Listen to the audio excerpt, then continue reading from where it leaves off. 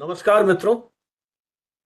भारतीय विद्यापीठ और communication today के संयुक्त तत्वावधान में संचालित की जा रही इस वेबिनार श्रृंखला की 228वीं कड़ी में आप सभी का हार्दिक स्वागत, अभिनंदन।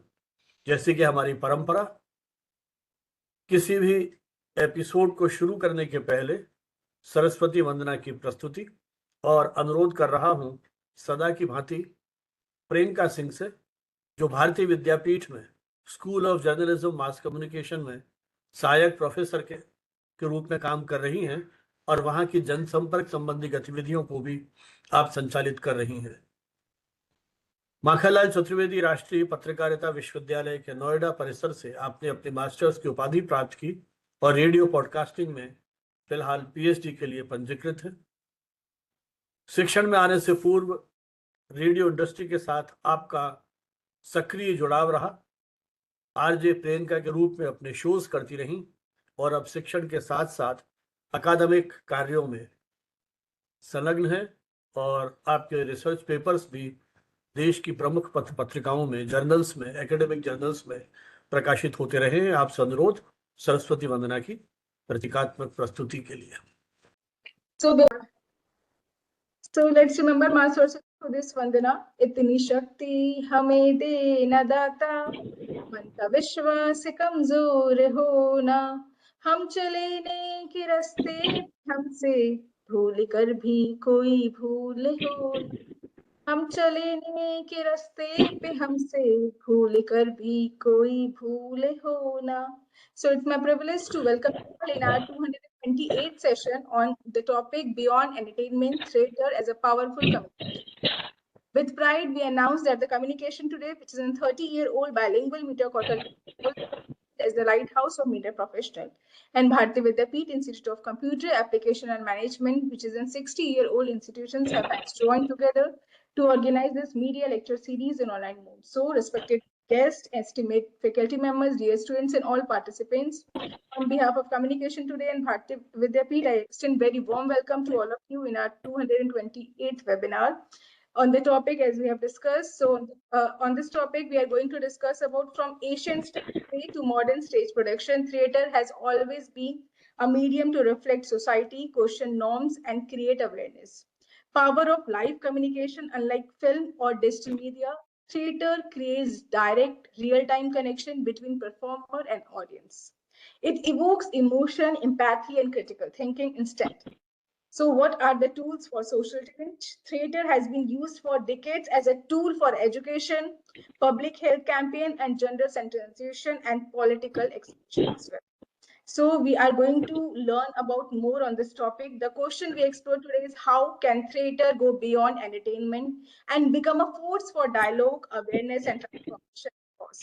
To address this, are honored with us our eminent speaker, Dr. Vishakha Ma'am, executive member of Dushyant Kumar Samar Pandulipi, Bhopal, has extensive experience in literature, theatre, and cultural preservation. She will going to share her insights on theatre function as a powerful medium of communication and its role in shaping society beyond the stage. Thank you so much, sir. Over to you. तो बहुत बहुत आभार आपका। आभासीय मंच और स्वागत सत्कार की परंपरा भी उस आभासीय ढंग से। एक बार पुनः अनुरोध कि आज के हमारे जो की नोट स्पीकर हैं डॉक्टर विशाखा राजूरकर, आपका ई बुके से आप स्वागत अभिनंदन करें। प्रियंका जी। जी सर, बिल्कुल। I hope the e-book is on the screen. So इस e-book के साथ जो हमारा मैसेज है that is कि इसी e-book की तरह हमेशा खुश रहिए, खिलते रहिए, जो फ्रेशनेस है उसे अपनी लाइफ में इम्बाइब कीजिए और उसी क्रिएटिविटी और फ्रेशनेस के साथ आगे बढ़ते रहिए। So thank you so much sir. निश्चय ही ये पुष्पगुच्छ आपके जीवन में उल्लास, आनंद, उसका प्रतीक तो बन के उभरेगा ही, लेकिन हमारी छोटी सी यह भी इच्छा है कि ये जो हमने यज्ञ शुरू किया है, ज्ञान यात्रा शुरू की है, विचार यात्रा शुरू की है, इसकी महक भी इन्हीं पुष्पों की भांति दिगंतर में इसी तरह प्रचारित प्रसारित होती रहे। हमारी ये छोटी सी यात्रा लगभग 6 वर्ष पूरे करने जा रही है। कोविड के पृष्ठभूमि में प्रारंभ हुई यह यात्रा। जब जीवन में सब कुछ थम सा गया था, ये महसूस होने लगा, तभी इस वैकल्पिक माध्यम से हमने सोचा क्यों नहीं इसका उपयोग करके हम एक विचार यात्रा शुरू करें और मीडिया संबंधी विषयों के ऊपर विचार मंथन करें। अब तक 500 से अधिक स्पीकर्स जीवन के विभिन्न अनुशासनों से, क्षेत्रों से हमारे बीच में उपस्थित हो चुके हैं और आज ये 228वीं कड़ी है। प्रोफेसर एमएन हुडा के इनिशिएटिव से 100 के बाद 100 तो हमने कम्युनिकेशन टुडे के बैनर पे किए थे और 101वीं कड़ी भारतीय विद्यापीठ के निदेशक प्रोफेसर हुडा के इनिशिएटिव पर यह संयुक्त अभियान शुरू किया गया और प्रियंका जी के सहयोगत्व में यह यात्रा अब इस पड़ाव पर पहुंची है। आज का जैसा विषय बताया गया, beyond entertainment, theatre as a powerful communication tool, मनोरंजन से परे संचार के एक शक्तिशाली माध्यम के रूप में रंगमंच। और प्रमुख वक्ता के रूप में हमारे साथ डॉक्टर विशाखा राजूरकर हैं, जिनका विस्तृत परिचय मैं आपको अभी जब उनको आमंत्रित करूंगा अपना वक्तव्य देने के लिए उस समय आपके सामने प्रस्तुत करूंगा। रंगमंच केवल पर्दा उठने, पात्रों के मंच पर आने और अभिनय करने तक सीमित नहीं है। यह समाज की धड़कनों को सुनने, उसके जो अंतर विरोध हैं, जो कंट्रास्ट है, उसको उजागर करते हुए जनमानस को झकझोर देने वाली जीवन की एक अद्भुत संचार कला है।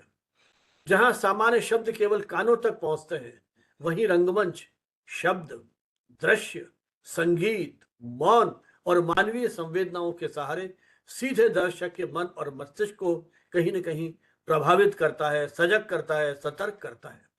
इसलिए रंगमंच का उद्देश्य केवल मनोरंजन करना नहीं, बल्कि प्रश्न खड़े करना, चेतना जगाना और परिवर्तन की एक प्रभावी भूमिका या आधार भूमि तैयार करना भी माना जाता है। रंगमंच की सबसे बड़ी ताकत, सामर्थ्य उसकी जीवंतता और तात्कालिकता है। मंच पर अभिनेता और सामने बैठे दर्शक एक ही समय में भावनाओं तथा विचारों की एक साझी यात्रा शेयर करते हैं। अभिनेता का संवाद, चेहरे के भाव, शरीर की गति, मंच पर छाया हुआ मौन, प्रकाश का बदलता रंग और पृष्ठभूमि में बसता संगीत, ये सब कुछ जो टोटल हम एक मंच पर देखते हैं। जब भी आपको मौका मिला हो रंगमंच की इन प्रस्तुतियों को देखने का, हर दृश्य का, हर एक्शन का, हर एक जो उसका वहां जो कुछ आप देख रहे हैं, उस हर मोमेंट का अपना एक प्रभाव है। कलाकार चुपचाप खड़ा है, वो भी कहीं एक अर्थ आपको दे रहा है। जो अभिनय कर रहा है, संवाद बोल रहा है, वो अपनी तरह से बात कह रहा है। और जैसा संगीत है, प्रकाश व्यवस्था है, बहुत सारा उसका जो इवन ऑडियंस का इन्वॉल्वमेंट किस तरह से है, वो सारा कहीं ना कहीं हमें एक भावनात्मक रूप से उसके साथ जोड़ता है।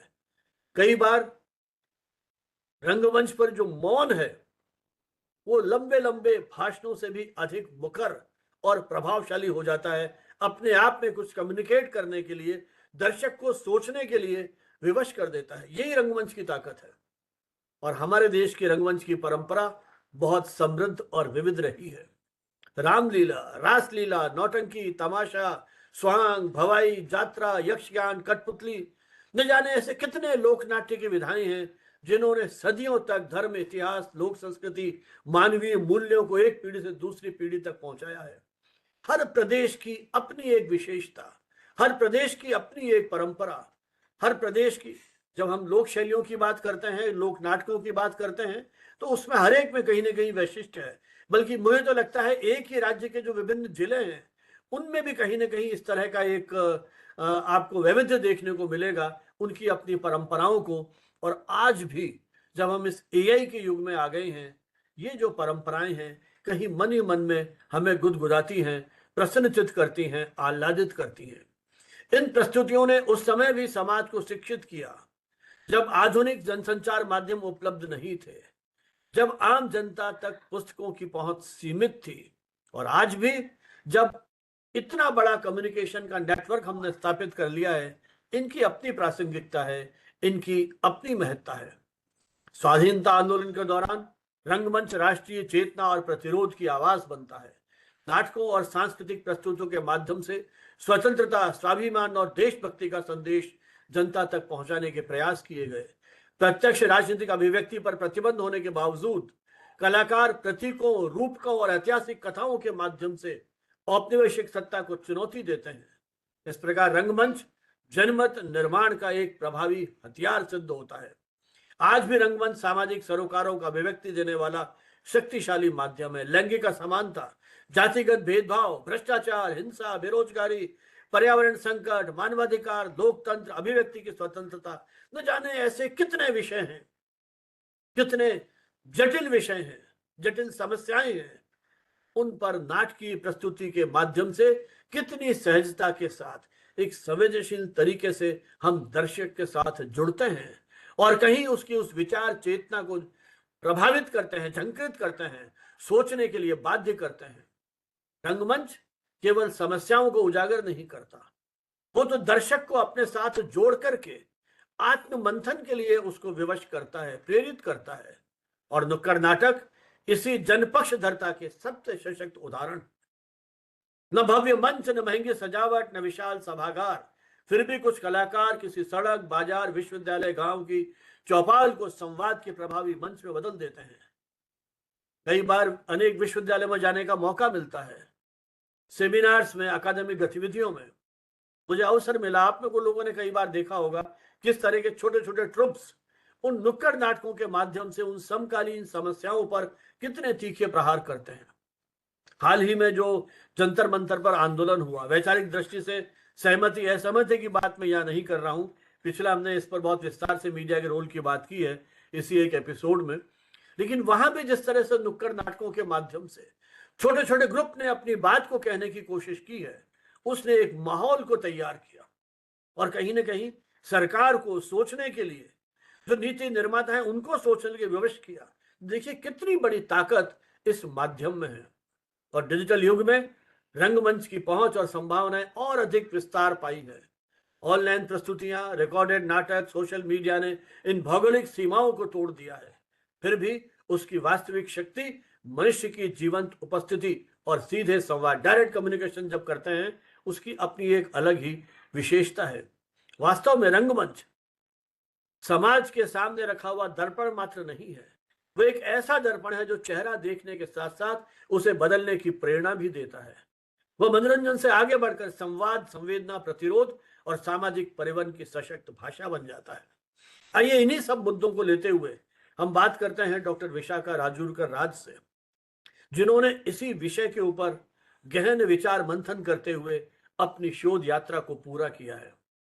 डॉक्टर विशाखा राजूरकर भारतीय ज्ञान परंपरा, नाट्यशास्त्र, समकालीन रंगमंच और संचार अध्ययन के अंतर संबंधों पर कार्य करने वाली एक प्रतिष्ठित विदुषी, रंगकर्मी, लेखिका एवं सांस्कृतिक संचारक है। वर्तमान में वे भोपाल के दुष्यंत कुमार स्मारक पांडुलिपि संग्रहालय की कार्यकारिणी सदस्य हैं। मुझे लगता है दुष्यंत के नाम से आप सब परिचित होंगे। इस ऑडियंस में शायद ही कोई ऐसा होगा जिसने दुष्यंत का नाम नहीं सुना हो। उनकी काव्य पंक्तियां न जाने कितनी सेमिनार्स में, संसद में, विधानसभाओं में हमारे जो राजनेता हैं उन्होंने, आंदोलनकारियों ने, हर एक के पास इस तरह का उनकी उस लेखन में, उनकी उन काव्य पंक्तियों में जितनी प्रारक क्षमता है, तो कई बार हम अपने आप को और अधिक प्रभावशाली बनाने के लिए अपनी बात पर वजन रखने, डिबेट्स, कितनी बार दुष्यंत को कोट किया जाता है। एक ऐसे ही महान रचनाकार की स्मृति में एक पांडुलिपि संग्रहालय की आपने स्थापना की है, उसकी आप सदस्य हैं। इसी विशिष्ट निजी साहित्यिक पांडुलिपि संग्रहालय की स्थापना आपने 1997 में उनके पिता स्वर्गीय श्री राजूरकर राज ने की थी। उसी विरासत को एक तरह से आप आगे ले जा रही हैं। डॉक्टर राजूरकर ने केंद्रीय झारखंड विश्वविद्यालय से समकालीन रंगमंच में संचार के परिप्रेक्ष्य भरत मुनि के नाट्यशास्त्र की अवधारणात्मक संरचना के विशेष संदर्भ में एक अध्ययन किया है। इस पर आपने पीएचडी की उपाधि प्राप्त की है। संयोग से आपके शोध निर्देशक प्रोफेसर देवव्रत, वो भी हमारे अच्छे मित्र हैं और अपने इस व्याख्यान श्रृंखला में उनकी भी एकाधिक बार उपस्थिति हो चुकी है। और ये जो भारतीय ज्ञान परंपरा की हम बात कर रहे हैं, जो कम्युनिकेशन, मास कम्युनिकेशन के सिलेबस हैं, उनको लेकर के मुझे याद है प्रोफेसर देवव्रत हमारे साथ जुड़े थे। उन्होंने मीडिया स्टडीज में एमफिल, जनसंचार में स्नातकोत्तर मास्टर्स डिग्री और Indian institute of mass communication से पीआर एडवर्टाइजिंग का कोर्स किया है। आपकी बहुआयामी शैक्षणिक आधार भारतीय सौंदर्य शास्त्र को आधुनिक संचार सिद्धांतों, डिजिटल स्टोरी टेलिंग और मीडिया शिक्षा से जोड़ने में उसकी विशेष सहायता मिली है। इसके पूर्व रविन्द्रनाथ टैगोर विश्वविद्यालय भोपाल के जनसंचार एवं पत्रकारिता विभाग में आपने अध्यापन कार्य किया। Scope Global Skill University Bhopal के school of media and journalism में भी आप उसके अध्यक्ष पद को सुशोभित कर चुकी हैं, उसको नेतृत्व दिया है विभाग को। आपका प्रमुख शोध क्षेत्र जो है, जैसा मैंने कहा, भारतीय ज्ञान प्रणाली, नाट्यशास्त्र, रस सिद्धांत, अभिनय, सांस्कृतिक संचार और भारत केंद्रित संचार प्रतिमान, जिसकी आज के दौर में बहुत अधिक बात की जा रही है ना। इंडियन नॉलेज सिस्टम के साथ साथ जो हमारी पूरी की पूरी ज्ञान पद्धति है, जो हमारे अपने कम्युनिकेशन के प्रतिमान है, हम अक्सर वेस्टर्न जो इस तरह के मॉडल्स हैं उनको कोट करते हैं। उस दौर में हमारी पूरी शिक्षा पद्धति का कैसे भारतीयकरण किया जाए, उस पर बात हो रही है। तो ये आपके एरिया ऑफ रिसर्च है। भारतीय सौंदर्य बोध के आलोक में आपने डिजिटल स्टोरी टेलिंग में भी विशेषज्ञता हासिल की है। डॉक्टर राजूरकर ने रंगमंच संचार, रस सिद्धांत और नाट्यशास्त्र की समकालीन प्रासंगिकता पर अनेक शोध पत्र और आलेख लिखे हैं, जो प्रतिष्ठित शोध पत्रिकाओं और ग्रंथों में प्रकाशित हुए हैं। वे मध्य प्रदेश साहित्य अकादमी के सहयोग से प्रकाशित काव्य संग्रह बातों के चित्र की रचयिता तथा इतिहास व संचार की भारतीय संस्कृति की सह संपादक भी रही हैं। अकादमिक जगत के साथ साथ वे सक्रिय रंगकर्मी भी हैं। उन्होंने अभिनेता, उद्घोषक, नेपथ्य प्रबंधक, पर्दे के पीछे जो काम होता है, जिसका प्राय दर्शक अनुमान नहीं लगा सकते, जो लोग थिएटर से जुड़े हैं वो एहसास कर सकते हैं कि जो काम स्टेज पर आप देख रहे हैं उसके पीछे कितनी बड़ी टीम लगी हुई है, कितनी मेहनत उसके साथ जुड़ी हुई है। एक छायाकार के रूप में भी आप, फोटोग्राफर के रूप में भी जुड़ी रही, और दोस्त थिएटर ग्रुप और विहान ड्रामा वर्क्स के साथ आपने कार्य किया है। आकाशवाणी भोपाल की आप कैजुअल अनाउंसर भी रही हैं, और वहाँ के अप्रूव्ड आर्टिस्ट के रूप में भी आपने आकाशवाणी से प्लेस किए हैं।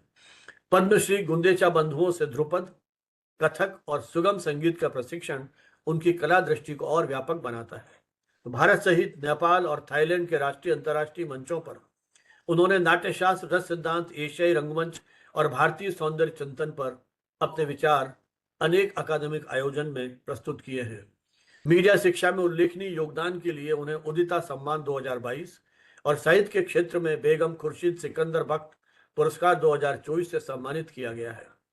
डॉक्टर विशाखा राजूरकर राज की पहचान ऐसी विदुषी के रूप में है, जो नाट्यशास्त्र को केवल प्राचीन प्रदर्शन विधान नहीं, बल्कि मानवीय संवेदना, दर्शक सहभागिता और सामूहिक अभिनव पर आधारित एक जीवंत संचार दर्शन मानती है। तो मैं आमंत्रित करता हूं एक बहुआयामी व्यक्तित्व की धनी, एक कवयित्री, रंगकर्मी और जैसा बताया संगीत और नृत्य उन विधाओं में भी आप पारंगत हैं, कि वे इस विषय पर जो कुछ आपका अनुभव है वो हमारे साथ साझा करें। डॉक्टर विशाखा राजूरकर। बहुत बहुत धन्यवाद सर। नमस्ते सभी को, मेरा प्रणाम। तो इस वेबिनार की शुरुआत में ही संजीव सर ने जो बातें साझा की, वो अपने आप में इतनी सारी बातें थी कि मुझे ऐसा लगा कि स्पीकर का हिस्सा भी जो है संजीव सर ने ही बोल दिया कि थिएटर हमारे जीवन में आखिर क्या-क्या करता है, कितना कुछ करता है। बहुत सारी बातें वो लेकर आता है। लेकिन इससे पहले कि मैं अपना प्रेज़ेंटेशन, अपनी बात शुरू करूँ, मैं पहले ही आभार व्यक्त कर देना चाहती हूँ कम्युनिकेशन टुडे का, भारतीय विद्यापीठ का, कि बहुत ही सुंदर आयोजन आप लगातार 6 वर्षों से कर रहे हैं। प्रोफ़ेसर संजीव भानावत सर को मैं बहुत-बहुत धन्यवाद देती हूँ कि उन्होंने मुझे आमंत्रित किया। मेरी उम्र, मेरा अनुभव बहुत ही कम है, लेकिन उसके बावजूद एक इतने प्रतिष्ठित मंच पर अपनी बात कहने का मुझे मौका मिल रहा है। तो मुझे लगता है कि ये मेरे लिए गर्व का विषय है, और ये मैं कह पाऊँगी कि मैंने एक अच्छे प्लेटफ़ॉर्म पर अपनी बात रखी। क्योंकि भीतर बहुत बेचैनी है कहने की, वो सब कुछ साझा करने की जो काम किया, तो ये इस मौके को मैं बिल्कुल अच्छे से इस्तेमाल करूँगी। प्रोफ़ेसर एमएन हुड्डा का मैं आभार व्यक्त करना चाहती हूँ, क्योंकि उनके सहयोग से इस कार्यक्रम को किया जा रहा है। प्रियंका मैम को भी बहुत-बहुत शुक्रिया, जिन्होंने शुरू में स्वागत किया। एक और महत्वपूर्ण नाम जो प्रोफ़ेसर देवव्रत सिंह का है, उनको भी मैं यहाँ से थैंक यू कहना चाहती हूँ, क्योंकि उनके वजह से, उनके कारण वो ऐसा मीडियम बने जिसकी वजह से मैं आज आप सबके सामने यहाँ पर हूँ। और आभार की इस कड़ी में अंत में, लेकिन हमेशा अपना काम शुरू करने के पहले मैं जिन्हें आभार देना चाहती हूँ वो हैं प्रोफेसर विमल दिसानायके। दुखद है कि 4-5 रोज पहले उनका देहांत हो गया, पर श्रीलंका के वो एक ऐसे बड़े स्कॉलर रहे जिन्होंने एशियन पर्सपेक्टिव ऑफ कम्युनिकेशन को आज वहां तक वो लेकर आए हैं, जिसकी वजह से हम स्कॉलर्स का एक नेटवर्क बना है। और खास तौर पे एमिक जो एशियन मीडिया इंफॉर्मेशन सेंटर की जो बड़ी कॉन्फ्रेंस होती है, जो मुख्य रूप से एशियन पर्सपेक्टिव ऑफ कम्युनिकेशन या इंडिजिनस पर्सपेक्टिव्स ऑफ कम्युनिकेशन को लेकर लगातार इतने सालों से काम कर रहे हैं, उसका बड़ा श्रेय प्रोफेसर दिसानायके को जाता है। तो जैसा भरत मुनि ने ब्रह्मा और शिव को याद करते हुए नाट्य शास्त्र की कहानी बताना सभी को शुरू की, उसी तरह से मैं प्रोफेसर विमल दिसानायके को याद करते हुए आज की अपनी बात यहाँ से शुरू करना चाहती हूँ। तो जो विषय है आज का हमारा वो है beyond entertainment, theatre as a powerful communication tool. यहाँ पर जैसा कि संजीव सर ने भी बहुत शुरू में बात कही कि वो सिर्फ एंटरटेनमेंट का मीडियम नहीं है और उसके अलावा बहुत सारा बहुत कुछ भी है। तो आइए सबसे पहले हम कुछ इम्पोर्टेंट टर्मिनोलॉजीज पे मैं सिर्फ कहना चाहती हूँ, ताकि हम उसको अंडरलाइन कर लें, उसे देख लें कि हम किस पर्सपेक्टिव में बात कर रहे हैं। तो सबसे पहले तो हम कह रहे हैं जब beyond entertainment, so what is entertainment? Entertainment एक ऐसा मीडिया कंटेंट है जो हमें, देखिएगा खास तौर पे, कि अम्यूजमेंट, डाइवर्जन, रिलैक्सेशन और एस्केप, ये 4 ऐसे कैरेक्टरिस्टिक्स हैं जिसकी बात एंटरटेनमेंट मूल। इस परिभाषा को जिन्होंने हम सबके सामने उद्धृत किया है वो है डेनिस मैकवेल, और हम सब जानते हैं कि उनको मॉडर्न कम्युनिकेशन का गुरु माना जाता है। But because we are going to discuss about theater as something which is beyond entertainment, तो हम अब देखते हैं कि एशियाई अवधारणा संचार की क्या है, तब फिर हम शायद आगे एंटरटेनमेंट पे पहुंच पाएंगे। हम देखें कि कैसे वेस्टर्न स्कॉलर्स ने इसको डिफाइन करने की कोशिश की, लेकिन जब हम कम्युनिकेशन की बात करते हैं, what is communication? Communication is the life blood of society. और ये बात उन्होंने ही कही है जिनको याद करते हुए मैं ये प्रेजेंटेशन दे रही हूँ, प्रोफेसर विमल दिसानायके। आप अगला बटन दबाएंगे तो उनका नाम नीचे उजागर हो जाएगा जी। तो भारत में या एशिया में कम्युनिकेशन सिर्फ एक दूसरे से बात करने की बात नहीं है। अपने मन को हम जनरली जो कहते हैं it's a medium of expression, no it's not only a medium of expression, it's something जिसके आधार पर दरअसल हम अपना जीवन यापन भी कर रहे हैं। चलो ठीक है, आ जाओ। So my daughter is here to listen to the presentation also. बैठ जाओ आप।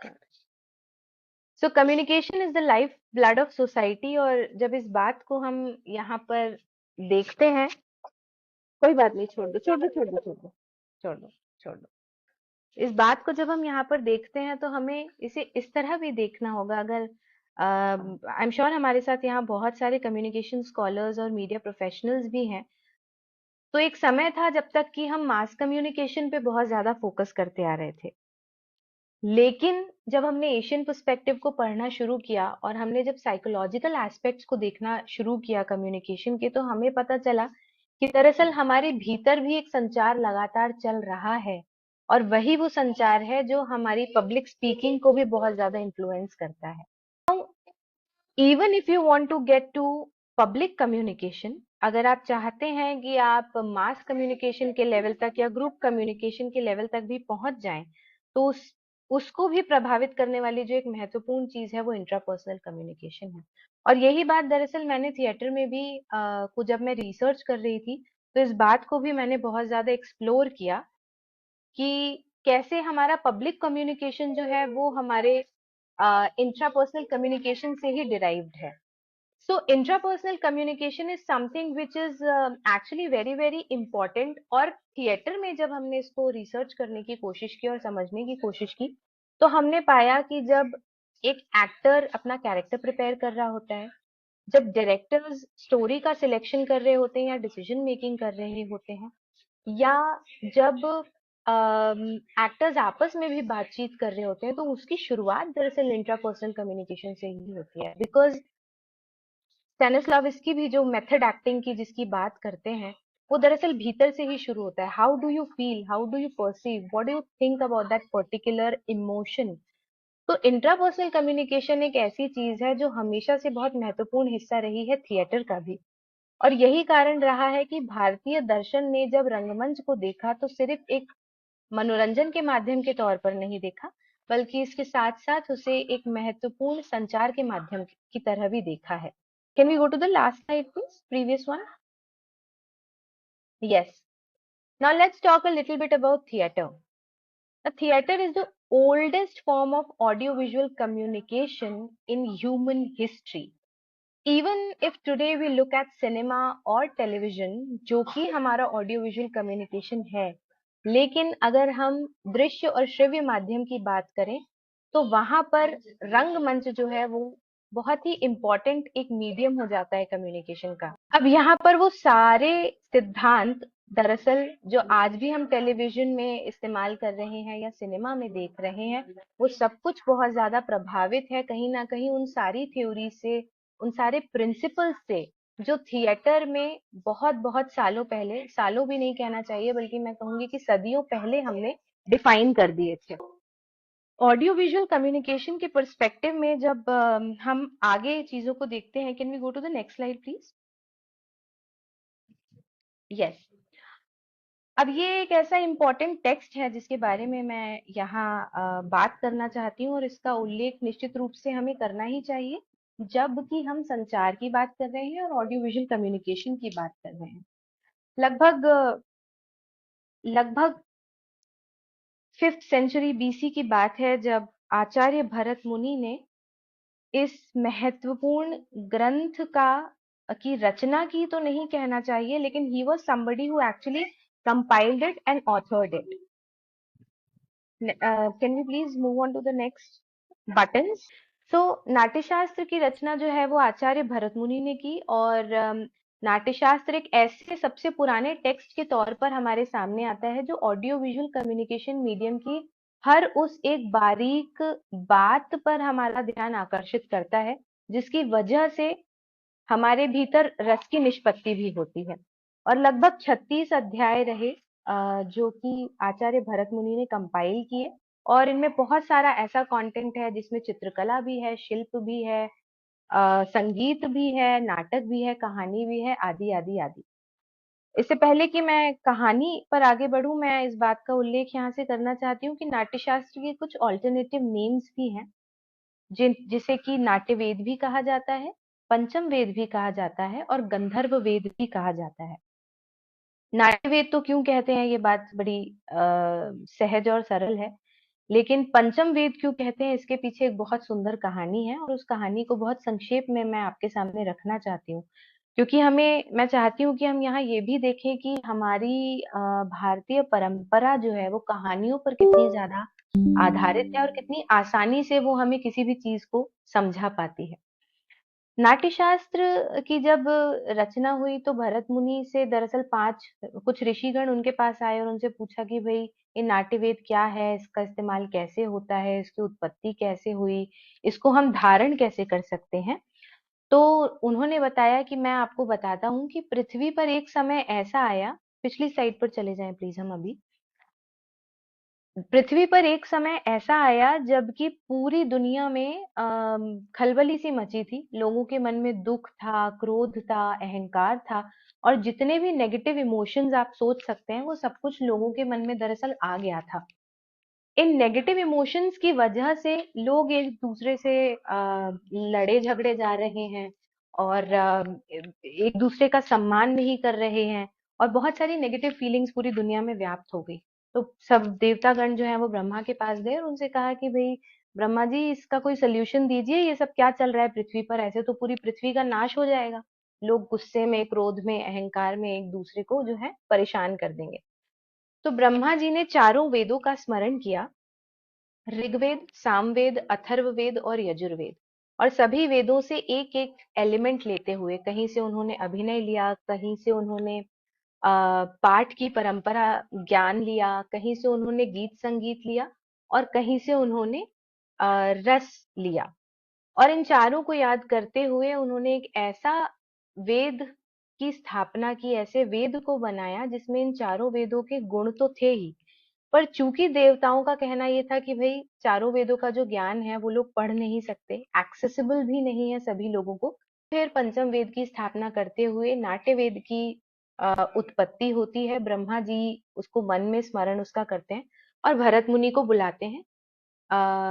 उसके पहले देवताओं से कहते हैं लीजिए मैंने पंचम वेद बना दिया, अब आप इसका इस्तेमाल कीजिए। तो देवतागण ये कहते हैं कि हम इसे धारण करने योग्य नहीं है। अब आप ये देखिए, ये भारतीय परंपरा कितना बड़ा ज्ञान भी हमें यहाँ देती है कि देवता स्वयं ये कह रहे हैं कि हम इसे धारण करने योग्य नहीं है, क्योंकि इसमें इतनी सारी प्रैक्टिस, इतना सारा एफर्ट्स लगेगा जो हमारी क्षमताओं के बाहर है। और ये काम कोई ऋषि ही कर सकता है जो इसको धारण करे, ऋषि या मुनि जो इसे धारण करे और इसे आगे बढ़ाए। तो फिर वहां से भरत मुनि को याद किया जाता है। वो ब्रह्मा जी के पास आते हैं और ब्रह्मा जी उन्हें वो वेद देते हैं, कहते हैं कि तुम्हारे जो 100 पुत्र हैं। अब यहाँ जिन 100 पुत्रों का जिक्र भरत मुनि के कॉन्टेक्स्ट में हो रहा है, बहुत सारे स्कॉलर्स का कहना है कि obviously this is not practically possible. तो ये 100 पुत्र दरअसल उनके 100 शिष्यों की तरह है, क्योंकि हम भी मानते हैं कि हम अपने पिता का और अपने गुरु का ऋण कभी उतार नहीं सकते। तो पुत्र और शिष्य को बिल्कुल एक ही तरह से परंपरा मानती चली है। तो 100 शिष्यों के साथ वो इस परंपरा को, नाट्यशास्त्र की परंपरा को आगे बढ़ाते हैं। और फिर कहानी में और भी बातें आती हैं कि फिर कुछ शिव जी के सामने उसकी प्रेजेंटेशन होती है, इंद्र का जो है जर्जर महोत्सव होता है, फिर उसके बाद कैसे एडिशंस होते हैं वगैरह वगैरह वगैरह। लेकिन अंडरलाइन करने वाली बात यहाँ पर ये है इस कहानी में कि जब पूरी पृथ्वी पर ऐसी स्थिति बन गई जहां लोगों के मन में एक दूसरे के प्रति प्रेम भाव कम हो गया था, ऐसे समय में ज्ञान देने के लिए एक ऐसे माध्यम का इजाद करना जरूरी था जो कि न सिर्फ ज्ञान देता है बल्कि लोगों का मनोविनोद भी करता है।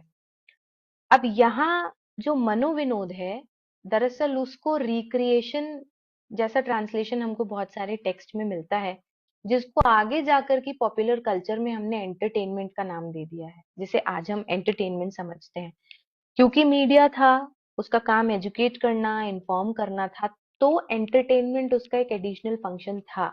लेकिन भारतीय परंपरा में ज्ञान देने के लिए भी आपको मनोविनोद के माध्यम से उस ज्ञान को पहुंचाना है, ये उसकी सबसे बड़ी दरख्वास्त थी, ये उसकी गुजारिश थी। तो यहाँ से एक अगर हम एंशियंट टेक्स्ट को देखते हैं तो इस बात पे पहुंचते हैं कि थिएटर अपनी शुरुआत से ही, since inception, becomes a medium which not only provides मनोविनोद but also has an important task to give knowledge to people, ताकि उनके भीतर से वो इवोक हो सके कि उन्हें क्या बेहतर करना है। नाट्यशास्त्र में एक बहुत ही महत्वपूर्ण श्लोक है जो इस वक्त आपकी स्क्रीन पे पीपीटी में दिख रहा होगा, और वो है न तत् ज्ञानम न तत्शिल्पम न सा विद्या न सा कला नासो योगो न तत्कर्म नाट्यस्मिन् यन्न दृश्यते। यानी कि ऐसा कोई ज्ञान, कोई कला, कोई बौद्धिकता, कोई योग, कोई गतिविधि नहीं है जो कि नाटक में ना हो। अब इसको आप कहेंगे कि विशाखा जी आप तो इतने पुराने टेक्स्ट की बात कर रहे हैं, ये सब तो नहीं चलता आजकल। तो मेरे मन में भी यही आया कि यार क्या ये सब कुछ चलता है? तो इसी बात की खोज के लिए कि क्या आज भी नाट्यशास्त्र मनोविनोद के साथ साथ ज्ञान की बात, नाटक मनोविनोद के साथ साथ क्या ज्ञान की बात करता है? क्या नाटक आज भी वही विजडम रखता है? क्या वाकई में आज भी उसमें वो सारी कलाएं हैं जो कि हम इंडिविजुअली किसी स्टेज पर म्यूजिक के या डांस के या पेंटिंग के फॉर्म में देखते हैं? क्या अभी भी नाटक वो ज्ञान दे सकता है जो हमें भीतर से इवोक करता हो और मुझे एक कॉलिंग की तरह आता हो कि यार I am feeling so much intellectually stimulated? तो इस प्रश्न की खोज में मैंने अपना काम शुरू किया। Can we go to the next slide please? और इस श्लोक के साथ साथ नाट्यशास्त्र की सभी बातों को मैं जब खोजने निकली तो उसके लिए ये बातें थी। Yes, that's it. 5 north Indian cities जहां पर मैंने ऑब्जर्वेशन किया, 45 नाट्य कलाकारों के साथ, जिसमें कि निर्देशक और अभिनेता दोनों शामिल हैं, उनका मैंने साक्षात्कार लिया।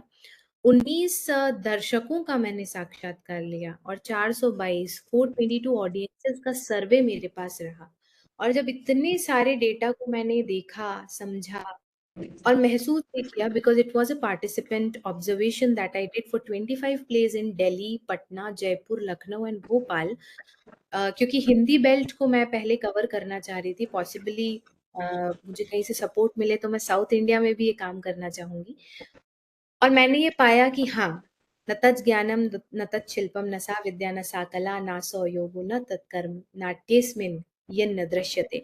ये बात मैंने इस पूरे रिसर्च के बाद जानी, और इसके अलावा और भी बहुत सारी ऐसी बातें थी जो सूत्र की तरह मुझे नाट्यशास्त्र से भी मिलती जा रही थी, और जो मैंने वाकई में इन 25 नाटकों में 5 शहरों में 45 और 19 65 लोगों के साथ मिलकर 500 लोगों के बीच रहकर इसको महसूस किया है। Next slide please. तो ये सिर्फ हाईलाइट करने के लिए कि नाटक के ऐसे कौन कौन से एस्पेक्ट्स हैं जिन पर मैंने बहुत गहन रूप से ना सिर्फ खुद सोचा, बल्कि उन सभी लोगों से बातचीत भी की कि उनका क्या ओपिनियन है, क्योंकि हम यहाँ कम्युनिकेशन और कम्युनिकेटिव एलिमेंट्स की बात कर रहे हैं। और इस बात को भी रेखांकित कर दूं कि एक बहुत इंपॉर्टेंट थ्योरी जो है नाट्यशास्त्र से, रस सिद्धांत की आती है, जो ये कहती है कि रस की निष्पत्ति दरअसल जो है वो दर्शक के भीतर होती है। अभिनव गुप्त जो ऐसे अंतिम स्कॉलर रहे, इनके पहले 5-6 स्कॉलर्स रहे, लेकिन अभिनव गुप्त ने इस बात को उल्लेखित किया कि रस निष्पत्ति दरअसल दर्शक के मन में होती है। अब जब दर्शक के मन में होती है तो क्या वो इन सारे एलिमेंट्स को, आप यहाँ स्क्रीन पर जितने भी एलिमेंट्स देख रहे हैं उन पर डायरेक्टर का, एक्टर का, आर्टिस्ट, म्यूजिशियन, सबका बहुत ध्यान होता है। लेकिन कमाल की बात यह है कि एक दर्शक भी इन सारी बातों को बहुत ध्यान से देखता है। आप और हम तो कम्युनिकेशन के स्टूडेंट्स हैं, स्कॉलर्स हैं, रिसर्चर्स हैं, हम भी गहनता से चीजों को देखते हैं। पर जब मैंने लोगों से बात की, उन ऑडियंसेस से बात की जो शौकिया तौर पर नाटक देखने आते हैं, वो भी बहुत हाईलाइट करके कहते हैं कि यार एक्टिंग तो बहुत अच्छी थी, म्यूजिक थोड़ा और अच्छा हो सकता था। अब ये कितनी कमाल की बात है, क्योंकि this is not something like a recorded medium that you can watch again and again and then think about it and then analyse it. This is something जो बिल्कुल क्षणिक है, एक एक क्षण के लिए आपके सामने घटेगा और फिर वो वहीं खत्म हो जाएगा। यही उसकी खूबसूरती भी है, बिल्कुल ताश के पत्तों की तरह होता है एक नाट्य प्रस्तुति, जो बनती है और वहीं उसी वक्त वो खत्म भी हो जाती है। Next slide please. How much time do we have sir? You can take 10-15 minutes, no issue. Okay, I'm going good then. ठीक है. Yeah. So now I want to talk about previous slide, please. Yes, practitioner's perspective. As I mentioned कि participants और नाटक देखने वाले, नाटक करने वाले सभी से बातचीत करने का अवसर मिला। तो यहाँ जब मैंने प्रैक्टिशनर्स से पूछा कि आप नाटक क्यों करते हैं, भाई मजे मजे के लिए तो सिर्फ नहीं करते होंगे, इतना पैसा खर्चा होता है, इतना समय लगता है, आपकी इतनी क्रिएटिव एनर्जी लगती है, आपको एक बड़ी पूरी टीम के साथ काम करना पड़ता है, तो भाई ऐसी क्या कारण है जो आप नाटक। तो उन्होंने बताया कि there are personal aspirations that they have, right. तो बहुत से लोगों का कहना था कि जब जीवन में पहली बार नाटक देखा तो मेरा सपना बन गया और उसने मुझे इतना चमत्कृत कर दिया कि मैं उसी में रहना चाहता हूँ। The emotional connection that theatre had for them in their life. और इसमें भी बड़ी कमाल की बात उन्होंने ये कही कि अगर हम पर्सनल एस्पिरेशन के तहत भी अगर किसी विषय पर अपने विचार रखना चाहते हैं तो वो इतना प्यारा मीडियम है कि वो कभी किसी को नुकसान नहीं पहुंचाता। हम अगर अब जैसे कि हाल में ही देश में जो स्थितियां भी बनी हैं, अगर आप आंदोलन करने भी जाएंगे तो शायद कहीं ना कहीं किसी ना किसी को कुछ तो नुकसान शायद पहुंच जाएगा।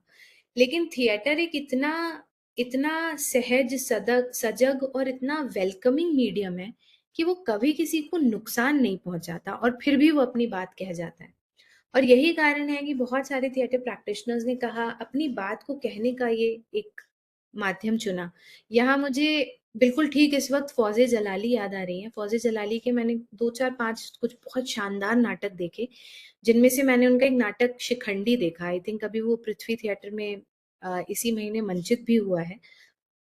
उनका एक नाटक देखा मैंने, bone of contention in contemporary society, जिसमें वो ये बताती हैं कि कैसे अलग अलग धर्मों के लोग एक सोसाइटी में रहते हैं और गलती से एक कौआ एक हड्डी का टुकड़ा किसी की बालकनी में लाके छोड़ जाता है।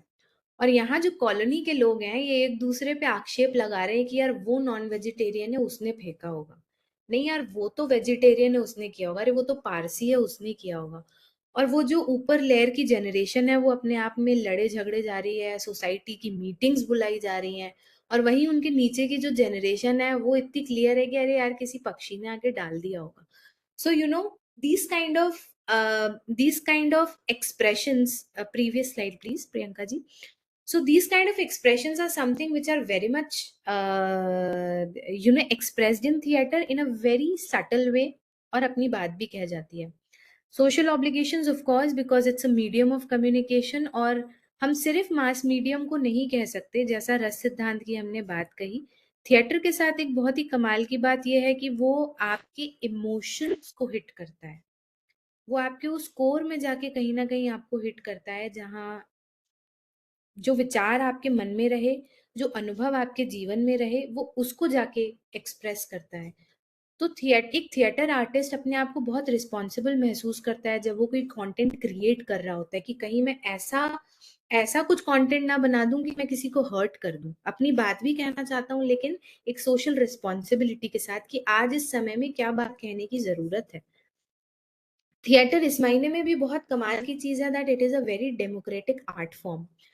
सो there was a time when there was no director. Natyashastra में डायरेक्टर का कोई रोल नहीं मिलता, लेकिन उसके अलावा बाकी सारे एस्पेक्ट्स उसमें मिलते हैं।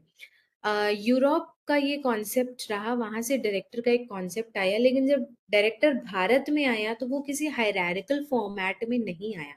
यहाँ डायरेक्टर्स और एक्टर्स जिस तरीके से एक दूसरे के साथ मिलके एक नाटक को तैयार करते हैं, ये उसको एक डेमोक्रेटिक आर्ट फॉर्म बनाता है।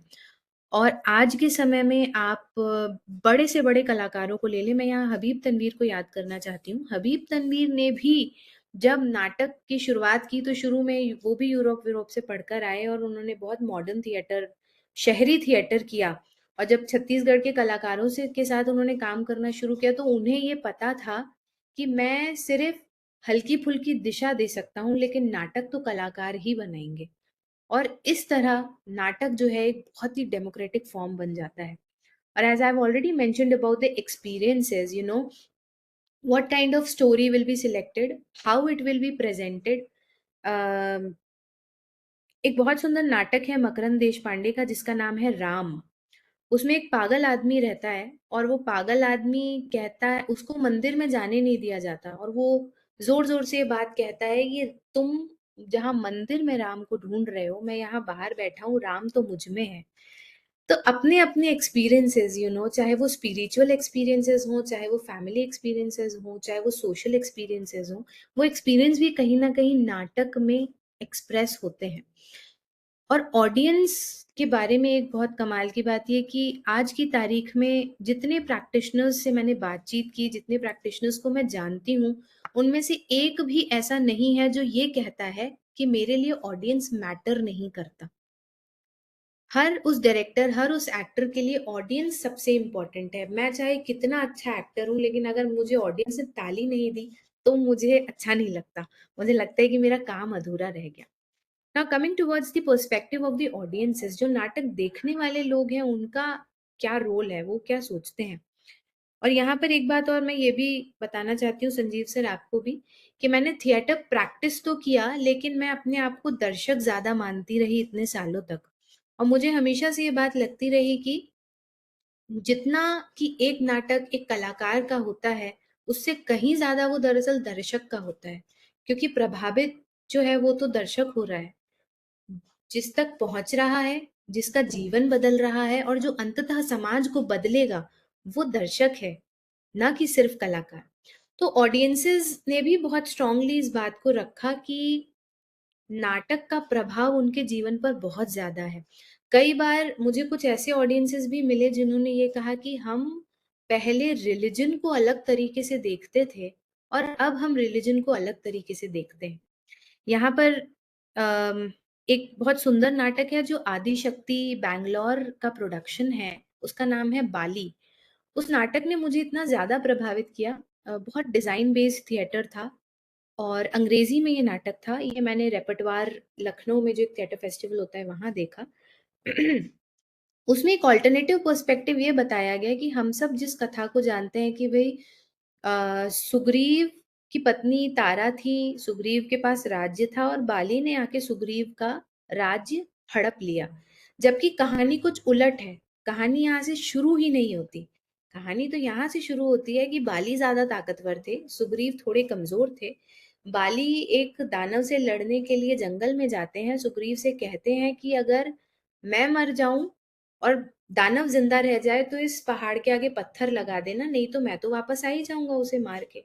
और जब वो दानव को मार देते हैं तो सुग्रीव ये चालाकी करते हैं कि वो उस गुफा का दरवाजा जो है वो बड़े पत्थर से बंद कर देते हैं ताकि बाली बाहर ना आ पाए, और वापस जाके वो बाली का राज्य अपने हिस्से में कर लेते हैं। तो ये एक ऑल्टरनेटिव पर्सपेक्टिव है।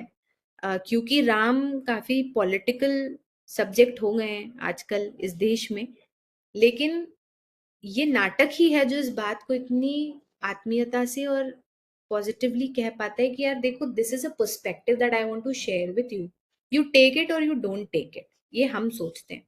फिर उसकी और भी कहानियां हैं, उस बाली के बारे में बात ना करते हुए, लेकिन लोगों के मन में ये बात है कि यार रामायण में ऐसा हुआ था यार, क्या हमने रामायण पढ़ी है? Now the audience is questioning themselves कि हमें कितना नॉलेज है, and this actually stimulates them intellectually to go back and read and research and find it out, and in this way theatre जो है वो ऑडियंसेस को भी उतना ही एक जिज्ञासु बनाता है और विद्वान बनाने का रास्ता भी खोज के देता है। पास्ट एक्सपीरियंसेस से डेफिनेटली लोग कनेक्ट होते हैं। मैं नसीरुद्दीन शाह का नाटक है औरत औरत औरत, काफी प्रचलित हुआ है, आज भी this is running.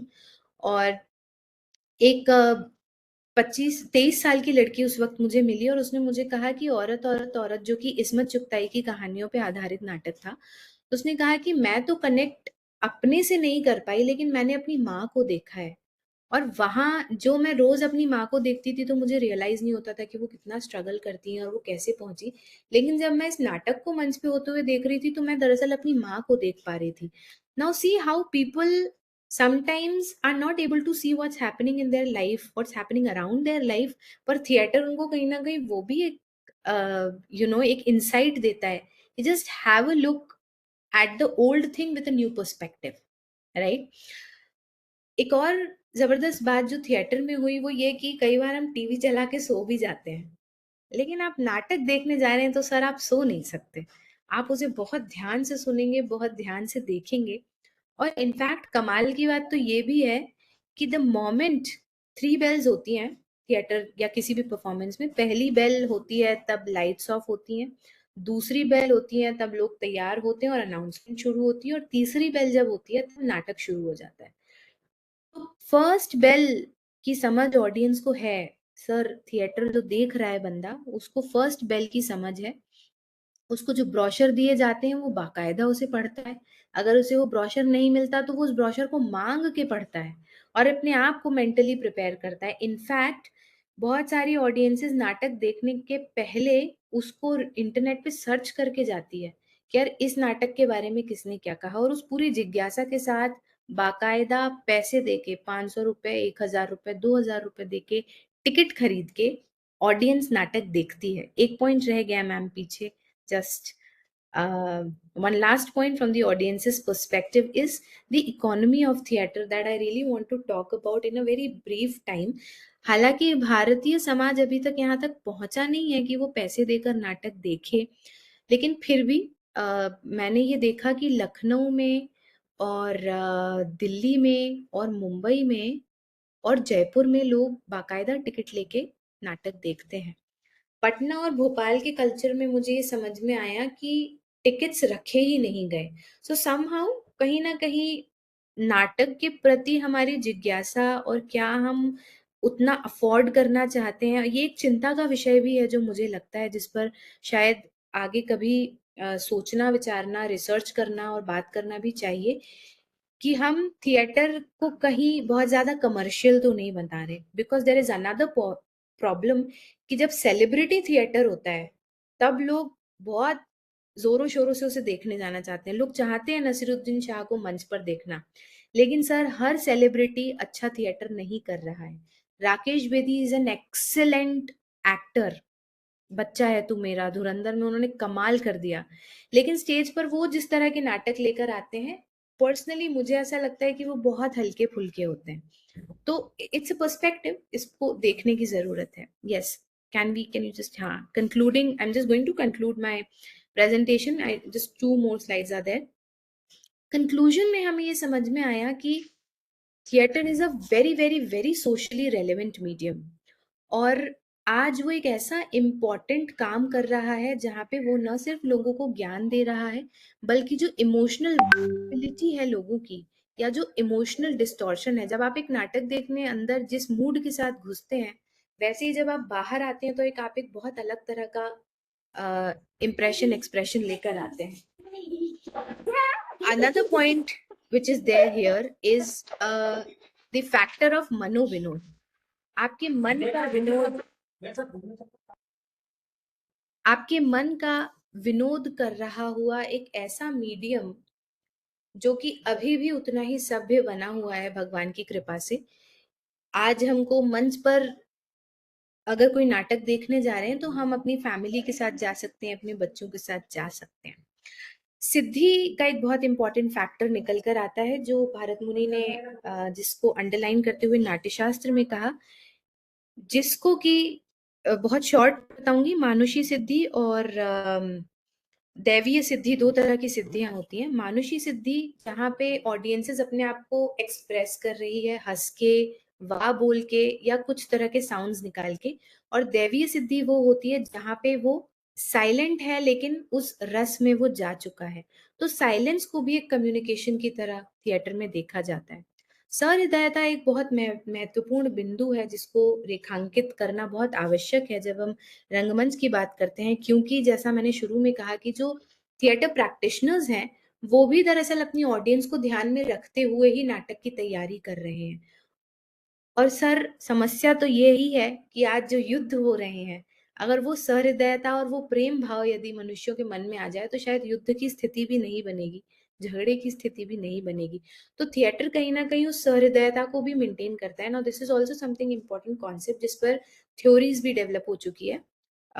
साधारणीकरण model of communication के बीच में सहृदयता एक इम्पोर्टेंट फैक्टर है। अनदर इम्पोर्टेंट पॉइंट, भारत में अभी हम थिएटर को पब्लिक स्फीयर की तरह नहीं देख रहे हैं, और मुझे लगता है इस पर बहुत जरूरी तौर पर काम होना चाहिए, क्योंकि बहुत सारा ऐसा थिएटर भी है, हम जानते हैं it's a soft power and it sometimes influences the mind in a very different way. तो विचारधाराओं के भी नाट्य मंचन होते हैं जिनको समझ के, जिनसे थोड़ा सा बच के रहने की भी आवश्यकता है। Now these are the stages that I have actually understood। जब कोई व्यक्ति नाटक देखने जाता है तो उसका क्रम क्या है। सबसे पहले वो किसी भी नाट्य प्रस्तुति को देखकर, because mostly there is a social message in every theatre performance, so first of all the person is getting aware. Secondly उस अवेयरनेस के साथ उसमें वो एक नॉलेज आता है, उस नॉलेज के साथ उसको एक सेल्फ रियलाइजेशन, एक सेल्फ एक्चुअलाइजेशन की स्टेट पर एक ऑडियंस मेंबर पहुंचता है। आर्टिस्ट तो पहुंचता ही है, ऑडियंस भी पहुंचता है। और the moment you realise something, there is a spark and there is a scope of mental growth that happens.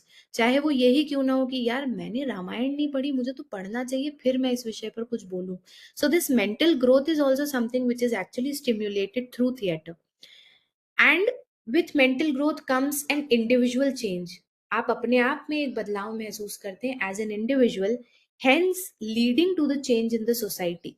एक व्यक्ति अपने आप में बदलता है, उसके वो विचार उसके परिवार में जाते हैं, उस परिवार से उसके मोहल्ले में जाते हैं, उसके मोहल्ले से उस ऑर्गेनाइजेशन में जाते हैं जहाँ वो व्यक्ति काम करता है, and gradually you reach on to a point where you're able to actually discuss the issues and bring a change in the society. So after talking all of these points that I've realized during my own research work, ये बात तो एकदम surely मेरे सामने भी आई, और मैं इस बात को कहने की भी मुझे लगता है कोशिश कर पाई कि theatre is not just entertainment, it is so much more, which is actually influencing the minds of the people, and not only the minds of the people but also the hearts of the people. तो मनुष्य का दिमाग तो बदलता है, लेकिन जब उसका दिल बदलता है तो बहुत कुछ बदल जाता है, ऐसा मैं मानती हूँ. Thank you so much. I'd like to invite questions if there are any. Questions के पहले मैं कुछ कहना चाहूँगा. सबसे पहले तो बहुत बहुत आभार डॉक्टर वैशाखी को. आपने बहुत ही सारगर्भित तरीके से रंगमंच की जो भूमिका है आज के परिप्रेक्ष्य में उसकी व्याख्या की. निश्चय ही रंगमंच का अपना एक पूरी की पूरी परंपरा है. शायद हम जब छोटे थे तो आपने आज के बहुत सारे कुछ नाटककारों के नाम लिए और साहित्य की उन संवेदनाओं को भी रंगमंच के साथ जीवंत किया. लेकिन मुझे याद आ रहा था सखाराम बाइंडर विजय तेंदुलकर का. बड़े विवाद हुआ करते थे उस समय. कई शोज हुए देश में, लेकिन विवाद भी साथ में रहे. तो कई तरह की चीजें रही. कभी डायलॉग्स को लेकर रहा. अभी जो आपने सेलिब्रिटीज की बात की, राकेश बेदी का नाटक अभी बॉम्बे में देखने गया था, तो कई बार आपने बिल्कुल सही कहा. कुछ जगह इतना हल्कापन आ जाता है कि शायद परिवार के साथ बैठ करके उनको उस तरह से एंजॉय भी हम लोग नहीं कर पाते. लेकिन अभी मैंने यही बॉम्बे में ही देखा आशुतोष राणा का एक प्ले हमारे राम, भोपाल भी आया था ये. हाँ, आशुतोष राणा का बहुत जगह किया, मंचन जयपुर भी उन्होंने किया. इतना पावरफुल रोल था उसमें रावण का उन्होंने जिस तरह से किया. और मुझे आश्चर्य होता है कि 2 शो लगातार, वो शो करने के बाद फिर दोबारा शो था, तो कितना उसमें उनको मतलब, क्योंकि थिएटर थोड़ा बहुत मैंने भी किया है अपने विद्यार्थी जीवन में. और हमने एक संस्था बनाई थी रंग छवि नाम से, और उसके बैनर पर बादल सरकार उस समय उनका नाटक किया. एक वो था दुलारी बाई. हाँ, आलोक चैटर्जी के साथ हमने भी दुलारी बाई आलोक चैटर्जी तो किया. होंगे, लेकिन मैं वो बता रहा हूँ उसके नाटककार का नाम भूल रहा हूँ एकदम. वो हमारे राजस्थान यूनिवर्सिटी के ही पढ़े हुए थे. अभी नाम भारत रत्न भार्गव थे, बीबीसी में काम किया. शास्त्र देखो शास्त्र. तो वो आपका सही है कि दर्शक के साथ एक बिल्कुल एक आत्मीय जुड़ाव हो जाता है. फिल्म में तो आपके शॉर्ट कई बार कर सकते हो, लेकिन थिएटर में डायलॉग भूल गए तो वहां उन कलाकारों को ही सारा का सारा इम्प्रोवाइज करके संभालना है. तो किस तरह से हमारी टीम इसमें भी जी, इसमें भी कमाल की बात ये भी निकल कर आई सर, जो सहृदयता की बात मैं इस बीच में कर रही थी, वो ये कि ऑडियंस इतनी इतनी पेशेंट और इतनी अकोमोडेटिव है कि अगर एक्टर से कोई गलती हो भी जाए ना, तो वो उसको भी माफ कर देते हैं और भुला देते हैं. आप देखिए कि नाटक दरअसल आपको ग्रैटिट्यूड भी सिखाता है और माफ करना भी सिखाता है. ये कितनी बड़ी खूबियां हैं जो जीवन में महत्वपूर्ण है. और आपने पृथ्वी थिएटर का नाम लिया. कई बरस पहले जब मैं बॉम्बे में ही था, अभी तो मैं रह यहाँ रहा हूँ, लेकिन उस समय मैं कुछ दिन के लिए आया था. पृथ्वी थिएटर भी जाकर के देखने का मुझे मौका मिला. और बाहर ये शशि कपूर वगैरह ये सब बैठे हुए थे बाहर ही वहाँ. तो कहने का मतलब ये है कि थिएटर की अपनी एक जीवंत परंपरा रही है. और चुनौतियां, आपने कहा कि टिकट लेने की परंपरा प्राय हमारे यहाँ नहीं है. बॉम्बे में तो पूरा हॉल भरा है, 1,500-2 हजार की टिकट है, और वो भी बिल्कुल लास्ट वाली है 2-2 हजार की टिकट. तो आगे बैठेंगे तो शायद वो 10-20 है, लेकिन स्पॉन्सरशिप मिलने लग गई है आजकल. तो ये थोड़ा सा एक उसमें और एडवांटेज मिला है. और मुझे पता नहीं, भोपाल में भारत भवन जैसे सांस्कृतिक केंद्र हैं, वहाँ आपने कहा कि टिकट्स की परंपरा नहीं है, लेकिन जयपुर में एक RIC करके स्टेट गवर्नमेंट ने शुरू किया है. वहाँ मेंबरशिप है, 70-80 हजार रुपए लेते हैं वो, लाइफ मेंबर वन टाइम, और उसके बाद एनुअल फीस है. उनके लिए फ्री है, बाकी 100 रुपीज की टिकट है. और वहां भी लोग जा रहे हैं. तो अब ऐसी जवाहर कला केंद्र, तो मुझे लग रहा है शहरों में इस तरह की अब प्रवृत्ति धीरे धीरे विकसित हो रही है. लेकिन ये सही है कि जो लोग केवल रंग कर्म में डूबे हुए हैं, उनके लिए खर्चे चलाने भी मुश्किल हैं. और कुछ नाटक करने के बाद फिर सबकी इच्छा होती है बॉलीवुड की ओर जाने की. ये भी एक और एक बड़ा चैलेंज है. लेकिन फिर भी भरत मुनि की उस पूरी यात्रा को लेके, 5वें वेद की उस कहानी के साथ आपने उस विषय को जिस तरह से जोड़ा है, मुझे लगता है कहीं हमारे जितने भी पार्टिसिपेंट्स हैं उनके मन में कहीं न कहीं एक उस विचार चेतना को आपने झंकृत करने का, उसको कहीं उस वो जो एक उदासीनता कहीं ना कहीं रंग क्रम के प्रति है, उसको तोड़ने की एक सार्थक ये कोशिश थी। इसके पहले कि हम बात को आगे बढ़ाएं, मैं एक बार फिर अनुरोध करूंगा प्रियंका जी से कि आज की इस शाम को यादगार बनाने के लिए, कल हमारा इंटरनेशनल यूथ डे है, उसकी पूर्व संध्या पर हम ये सब संवाद कर रहे हैं। क्या तो बात। मैं आपसे अनुरोध करूंगा कि एक ई सर्टिफिकेट और ई मेमेंटो, चूंकि आभासी मंच है तो आभासी तरीके से ही ये स्वागत और भेंट है। अरे वाह, thank you so much Ma'am, thank you for your just the way you have presented this topic. Thank you, ma'am. We have your e-memento as well. Share that.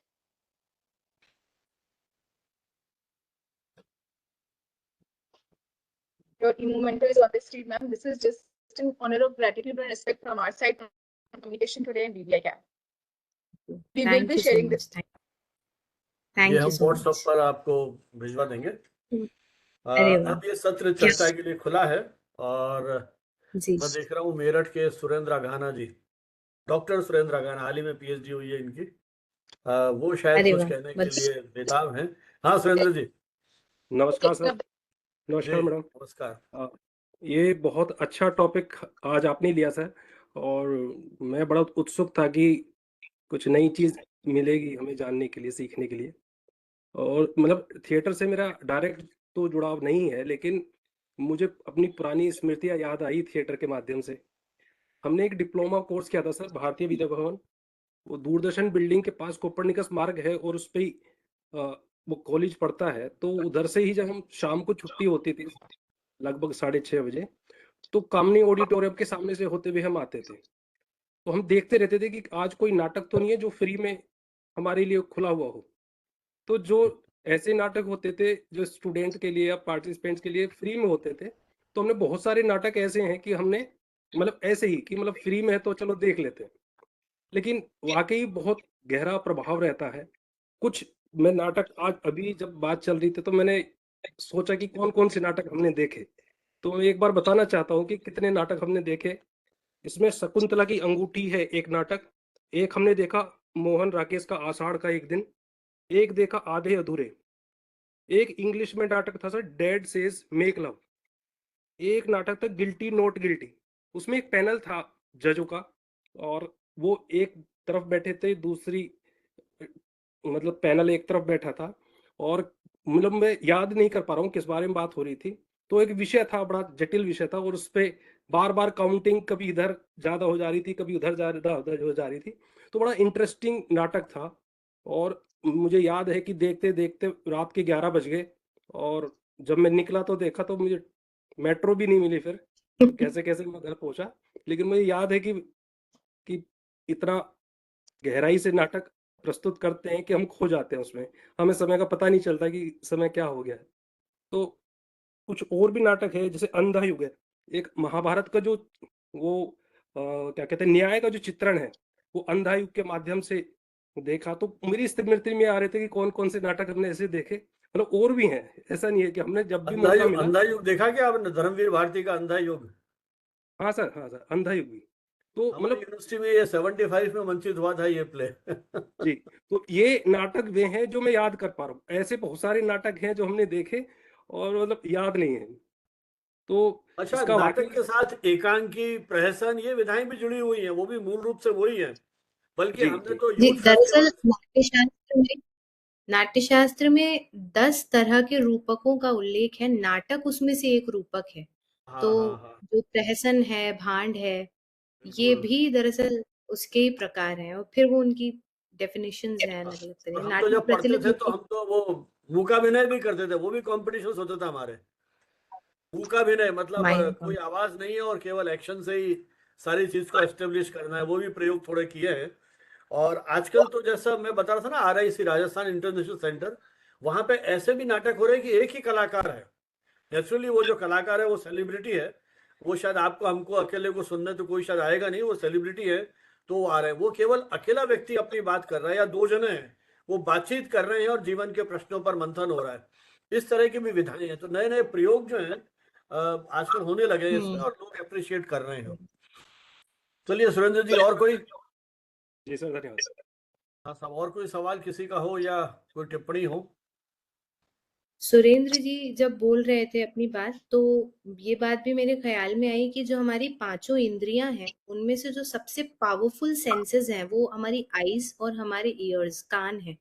बाकी सब तो हम आसानी से रिकॉल नहीं कर सकते, और उसमें भी सबसे तेज होता है हमारे देखने की, जो हमारी देखने से जो स्मृतियां बनती हैं, उससे ज्यादा बिल्कुल। पावरफुल कुछ नहीं है। और ऐसे में नाटक का एक ऑडियो विजुअल मीडियम होना, तो आपको भले ही आप जैसा कह रहे हैं कि शायद आपको नाटकों के नाम याद नहीं होंगे, पर दृश्य आपको जरूर याद होंगे। बिल्कुल। जी जी। अच्छा, एक चीज वो कमी महसूस देखिए, करते हैं सर, मतलब जब दिल्ली में थे तो बहुत सारे आसपास ऑडिटोरियम थे, वहां पे हमें विकल्प मिल जाता था कि हम देख पाते हैं। अब जब मेरठ आता हूँ मैं तो देख पाता हूँ कि मैं बड़ी इंटरेस्ट रहता है कि इस तरह के नाटक देखने को मिले। मेरी बड़ी जिज्ञासा रहती है कि आसपास खोजता रहता हूँ कहीं मौका मिले, लेकिन थोड़ा अभाव है इस तरह के शहरों में नाटक को लेकर। वैसे आजकल जो एनएसडी के एलुमनाई हैं, एनएसडी के जो स्टूडेंट्स हैं ना, वो भी जगह जगह इस तरह के थिएटर वर्कशॉप्स या इस तरह के थिएटर हैं, वो लोग कर रहे हैं। जैसे हमने बुलाया था एक बार रवि झांकल को, वो एनएसडी के ही प्रोडक्ट थे और बाद में तो उन्होंने फिल्मों में सीरियल्स में भी काम किया। से एक दो लोग और आए थे, वो सब एनएसडी के पढ़े हुए थे। तो इनका भी बहुत बड़ा योगदान रहा है अपने यहाँ थिएटर आंदोलन को आगे बढ़ाने में। और आपने शायद हबीब तनवीर का नाम लिया था, theatre on the wheels. Theatre on wheels को उन्होंने जिस तरह से, और मैं अपनी जब बात हो रही थी बता रहा था, प्रियदर्शनी हमारे इसमें आ चुकी है, उसने काम किया चिल्ड्रन हाँ, थिएटर को लेकर के, उसमें उसको जी जी फेलोशिप भी जी। मिली। तो लोग कर रहे हैं काम अपने अपने ढंग से। तो तो हमारे यहाँ भी भोपाल में चिल्ड्रंस थिएटर भी काफी ज्यादा एक्टिव है, हाँ और मेरी जो बेटी बीच बीच में आके एक्साइटेड हो रही थी, वो एक शो कर चुकी है 4 साल की उम्र में। तो थिएटर भोपाल में काफी अच्छा एक माहौल बिल्कुल। तो उसका है, ये ट्रेनिंग का आजकल भी है मुझे तो। लगता है हर स्कूल में, इवन प्राइमरी क्लासेस में भी बच्चों को प्रमोट करते हैं कि वो कैसे पढ़े। हाँ ये है क्योंकि हम जो पढ़े हुए हैं, पता नहीं अब आजकल है कि नहीं है, हमें तो किताब पढ़ा खड़ा करके अलग अलग पात्र बन जाते थे और किताब हाथ में लेके फिर हम वो जो कैरेक्टर है वो बोलते थे। शायद वही हम्म, हमारा इंटरेस्ट लगा जो थोड़ा बहुत थिएटर बाद में कर पाए। तो पता नहीं आजकल स्कूल में ये होता है नहीं होता है। जब हम 7th 8th में आ गए थे, होता है। एनईपी हमारे एनईपी ने टाइम पे भी हमने किया है, इवन वी हाँ डिड। एनईपी ने तो बोल ही दिया है कि आपको एक्स्ट्रा करिकुलर को अब मेन लीड में लाना है, तो बहुत सारे हाँ स्कूल्स अब थिएटर का करिकुलम भी रन कर रहे हैं प्रैक्टिस बिल्कुल बेस। बिल्कुल। तो धीरे धीरे ये विधा मुझे लग रहा है कि और शायद पॉपुलर हो, है ना। और जी, इतने सारे मित्र हैं, कोई कुछ कहना चाहे नहीं? चलिए फिर अपन इसको अब समापन की ओर जाते हैं। मैं अनुरोध करूंगा प्रियंका जी से वोट ऑफ थैंक्स प्रपोज करें। Yes, sir. So on behalf of BVI CAM and Communication today, I extend my heartfelt gratitude for all your presence at this 228th webinar, which is on Beyond Entertainment Theatre as a powerful communication tool. So we are deeply honored to have Dr. Vanshika ma'am with us, executive member at Dushyant Kumar Samark Pandulipi at Bhopal as an eminent speaker. Ma'am has shared insightful presentation which illuminated how theatre, one of the oldest form of audio-visual communication, served not only as entertainment but also as a powerful medium for social change, education, and entertainment, but also has a powerful medium for social change, education, and political awareness as well. Ma'am also emphasized on theatre has a unique ability to create a direct, real-time connection between performer and audience, fostering critical thinking and emotional engagement. Ma'am has also highlighted किस तरीके से जो theatre है उसका हमारे ऊपर एक emotional impact आता है। बहुत बार ऐसा है कि हम थिएटर को जब स्टार्ट करते देखना, we don't have that interest, but later on वो इमोशनल कनेक्ट हमें बिल्ड कर देता है और हम उस थिएटर को, उस ड्रामा को फील करने लग जाते हैं through out. The session also highlighted the democratic nature of theatre, where audience response is central and referenced ancient texts like Natya Shastra as foundational to Indian theatre. We also have learned the significance of regional traditions such as Ram Leela, Nautanki, Tamasha, Jatra, and Anki, and the importance of role of cities like Delhi, Patna, Jaipur, Lucknow, and Bhopal in theatre research and performance. अगर हम theatres की बात करें different states में, तो हर state में ma'am ने बताया काफी सारे, कुछ स्टेट्स हैं जहाँ पर अच्छा प्लेटफॉर्म है, मैम ने भोपाल की बात की, कुछ स्टेट ऐसी हैं जहाँ पर हमें थिएटर को ढूंढना पड़ता है, वो कहीं गुम है। तो अगर हम सब थिएटर की इंपॉर्टेंस को समझेंगे तो कहीं ना कहीं हम उसे आइडेंटिफाई कर पाएंगे और उन तक पहुंच पाएंगे। देयर आर द सिचुएशन जहां पर खुद कलाकार को अपने प्लेटफॉर्म तक पहुंचना पड़ता है और फिर वो दूसरे के लिए भी उन्हें एक प्लेटफॉर्म बना सकते हो, that we can do. We sincerely thanks to Vishakha ma'am for sharing her expertise for inspiring us with example of how theatre can be a credible platform for dialogue, awareness, and transformation in society. Special thanks to Banawat sir and Professor Amin Huda sir because they are the strongest pillar. मैं हमेशा इस चीज का जिक्र करती हूँ और उनकी वजह से हमें नए नए और वाइब्रेंट टॉपिक्स को सुन पा रहे हैं, एक्सप्लोर कर पा रहे हैं और इन्फॉर्मेशन को एड ऑन कर पा रहे हैं. Thanks to all the participants जो हमारे साथ रेगुलरली कनेक्टेड हैं, अपने एक्सपीरियंसेस दे रहे हैं, अपने ओपिनियन शेयर कर रहे हैं. सो gratitude to all the participants, to the backend team, to the organizing team, and thanks to all the participants to making this webinar meaningful and enriching their experiences. Thank you, sir. चलिए, आज का विशेष आभार प्रियंका जी को जो इतनी challenges के बीच भी हमारे इस वेबिनार श्रृंखला को जीवंत बनाए हुए हैं. कॉलेज से क्लास ली, घर पहुंचे, मालूम पड़ा सारे परिजन बाहर गए हुए हैं, घर में लॉक है, बाहर बरामदे में से बैठ करके ये सारा चालू किया और उतनी गर्मी में उन्होंने अपनी प्रस्तुति दी. मुझे लगता है अब घर के अंदर प्रवेश हो गया होगा आपका. तो ये ऐसे कई चैलेंजेस पहले भी फेस कर चुकी हैं. जब समय था और घर में कोई नहीं था तो किसी पड़ोस में जाकर के इन्होंने ये जो है इसे कंडक्ट किया. तो इसके भी अपने चैलेंज है. तो जो हम फिजिकल आयोजन करते हैं उसमें तो चैलेंज आते ही हैं बहुत तरह के, लेकिन ये ऑनलाइन होते हैं उसमें भी कई तरह के चैलेंजेस आते हैं. लेकिन इन सारे चैलेंजेस के बावजूद हमारी ये यात्रा जो है निर्बाध गति से चल रही है. और हमारा अगला जो कार्यक्रम है वो 18 अगस्त को है. उसका विषय है the new age news room, technology, talent and trust. और जो अपने एक्सपर्ट हैं वो आदित्य कांत हैं, हमारे बहुत पुराने मित्र. जयपुर में उन्होंने पत्रकारिता में लंबा समय बिताया, डीएनए और कुछ अखबारों के साथ. फिर चंडीगढ़ टाइम्स ऑफ इंडिया में थे. आजकल professor of practice Himachal Pradesh central university में है. और उनसे मैंने अनुरोध किया था, अच्छे उपन्यासकार भी हैं, साहित्यिक अभिरुचि है उनकी. एक बुक उपन्यास इंग्लिश में छपा है. तो मेरी बात हुई थी कुछ समय पहले, उस पर फिल्म बनने की भी तैयारी चल रही थी, पता नहीं किस स्टेज पे है. तो आदित्य जी आपके साथ बात करेंगे इस विषय को लेकर, न्यू एज न्यूज रूम को लेकर. 18 अगस्त शाम को, वही अपना टाइम 5:30 बजे. 19 अगस्त को वर्ल्ड प्रेस फोटोग्राफी डे है. मैं कोशिश कर रहा हूँ कोई हमारे प्रेस फोटोग्राफर मित्र जिनको अभी तक मैंने नहीं बुलाया है, तो कई साल 6 साल से अपन इसको सेलिब्रेट कर रहे हैं, तो मैं देखता हूँ उस पर भी हमारी कोशिश है. तो 18 और 19 आप दिन अपने फ्री रखिएगा. बहुत बहुत धन्यवाद और विशेष रूप से विशाखा जी को जिन्होंने इतना समय दिया और अपनी बात आपने कही. जो सर्टिफिकेट्स जिनको मिल गए हैं उनके मैसेज आई गए, जिनको नहीं मिले फीडबैक फॉर्म भरें और आगे की प्रक्रिया के लिए